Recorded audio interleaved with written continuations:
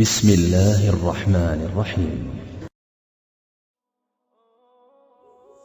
الحمد لله رب العالمین والعاقبة للمتقین، الصلاة والسلام على اشرف الانبیاء والمرسلین. اما بعد، امروز هم که باشد خواستم در بیان قصه از قرآن عظیم شأن که الله متعال برای عبرت به من و شما در قرآن عظیم شأن بیان کردگی است به سمع شما برسانم. عزیزان دل، ناگفته نماند قرآن فقط برای ثواب جمع کردن نه، بلکه برای آن الله متعال قرآن به من شما فرستاده است تا که زندگی خود را با قرآن چکار کنیم؟ برابر بسازیم. یعنی زندگی خود را ما طبق شریعت الله چگونه که در قرآن گفته است الله متعال تطبیق بسازیم. الله متعال قصه عجیب در سوره قلم که نام همون سوره قلم است بیان میکند. میگوید یک مرد بود، اون مرد با باغ سر و کار داشت. یعنی اون مرد همیشه یک باغ داشت. هر وقتایی که حاصل باغ خود را میگرفت، اون حاصل باغ خود را به 3 قسم تقسیم میکرد.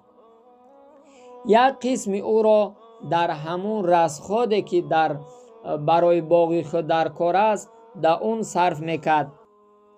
یک تقسیم دیگه او را به اهل عیال خود تقسیم میکرد و یک تقسیم اون فایده باغ خود را برای فقرا و مساکین چکار میکرد؟ یعنی که صدقه میکرد. همیشه کار اون مرد همین بود. هر وقتی که حاصل میگرفت به این 3 قسم تقسیم میکرد.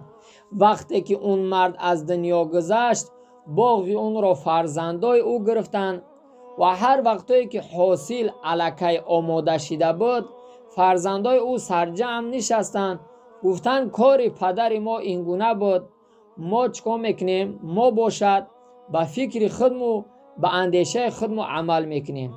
گفتن چگونه؟ یک فرزندش گفت که شب و شب چکار میکنیم؟ شب و شب رفته باغ را همه را میچینیم و سحر مردم که میخیزن نگاه میکنیم، نظر میکنن میگوین که در باغ هیچی نمونده است، کسی او را چینده است برده است. همین تا به خود نقشه کشیدن فرزندای اون مرد. اونها غافل از این بودن که الله متعال بهترین نقشه کشا است. الله متعال از همه چی آگاه است. الله متعال یک آفت را در همون شب روان کرد که اونها سحر وقتی که به باغ خود نظر کردن، حتی مفسران میگه اونها باغ خود را اول نشناختن. یعنی همون درختای همون باغ به مثل یک سوخته شده، به مثل یک شیره زده شدگی بودن. در اول باغ خود را نشناختن، بعدا خوب نظر کردن دیدن که همون باغی که اونها در اون محنت میکردن همون باغ است. اندک اندیشه کردن به یک خلاصه اومدن که همه این آفتی که در باغ ما زده است از نیت بد ما هست که ما نیت بد کردیم که حق فقرا را از این باغ چکار نکنیم؟ ندهیم. یعنی اون نیت خیری که پدر اونها داشت، فرزندای اونها نیت بد که کردن، الله متعال این آفت را چکار کرد؟ به باغ اونها روانه کرد. عزیزان دل، این قصه را الله متعال برای عبرت به من شما روانه کرده است. من شما بیا در اطراف همین قصه کم صحبت کنیم تا که یک برادر، یک خواهر که امروز الله متعال او را دارنده کرده است، ثروتمند کرده است، اون اندیشه کند، اون یک کم تفکر کند. الله متعال همه من شما را دارنده کند اولا، و دیگر اینکه بعض انسان ها هستن امروز که الله متعال دارنده شو کرده است، در بیان خیر و سخاوت و صدقه کردن یا در بیان زکات دادن میگوی یا در بیان عشر گپ میزنی یا در فطر روزه گپ میزنی، اونها ملال میشوند. حتی به سوی بسیار گپای قبیح میگویند. اونها خیال میکنن که این انسان بر ضرر ما میگوید. میگوید این کسایی که دعوای عالمی میکنن اینها حسد به مال ما دارن، میخواهند که مال ما را به مردم تقسیم کنند. نه عزیزی دیلم، بلکه این احکام الله است که وقتی انسانی که ثروتمند میشود با اون انسان زکات فرض میشود وقتی که مالش به زکات میرسد. شما نظر کنید از این قصه قرآنی که اونها به یک نیتی بد الله متعال باغشون به چی تبدیل کرد؟ به یک باغ سوخته شده بربادش کرد.